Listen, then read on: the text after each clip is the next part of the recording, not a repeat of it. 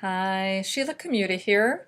I'm your career champion, and I'm here to answer a question that comes up pretty often. This one is all about when you lose confidence in the office. It's possible that your boss hasn't made you feel very good.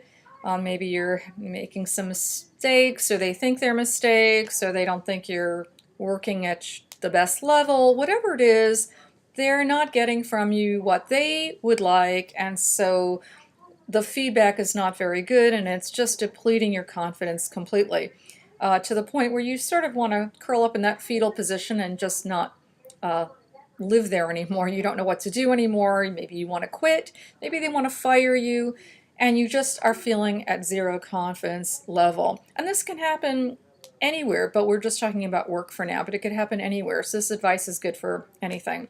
It's time for you, when that happens, to step back and think about what you bring to the party.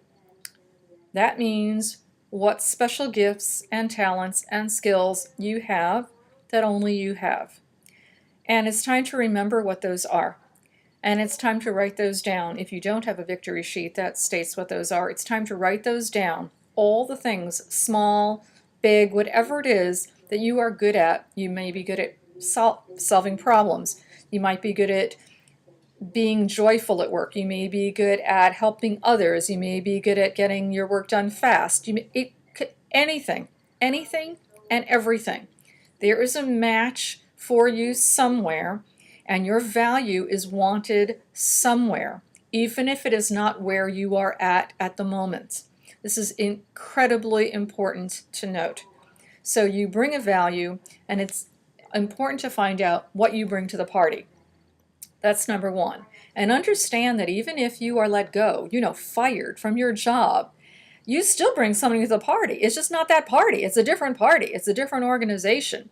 And that is a gift. And you need to say, thank you for this gift, because now I'm going to go and find the match that matches the values that I provide. And I'm proud of those. Here's another thing too. Think about where you shine. And the word is you. You shine in some ways that nobody else does. I don't care, we have the same title as 20 other people. You do it differently. You bring different expertise. You bring a different story. You bring a different history. So of course you're going to do it differently. So where do you shine? And you don't have, it's not a competition. You bring this value and you shine in this way, and it's time for you to really note it and think about it and really believe it. Write it down if you have to, because that will get you over this hurdle. And the important thing is too, is if you do, for say, have a job interview somewhere, it's really always a good idea to say, what's the challenge that you're facing? And it's quite possible that the challenge that they're facing is one where your values can lend themselves. So you have a value to bring somebody. It does not mean that where you are is the best place for it. So when somebody makes you feel terrible, like you have zero confidence, it's time to think about what you bring to the party, where you can bring that, how you shine differently than other people, and really celebrate it.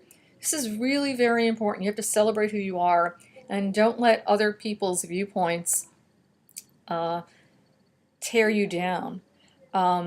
Because it's just one point of view, and it's quite possible that you aren't a match. Okay, big deal, great, thank you for that gift. Thank you for telling me that I wasn't a match. You're right, and I'm going to find the match where I can better serve. But in the meantime, I'm still good at these things. Just because you didn't want them doesn't mean I wasn't good at them. I'm still good at these things. I still bring these values to the party. And I am still a valuable employee. So thank you. I hope this helped, and I hope you join me next time.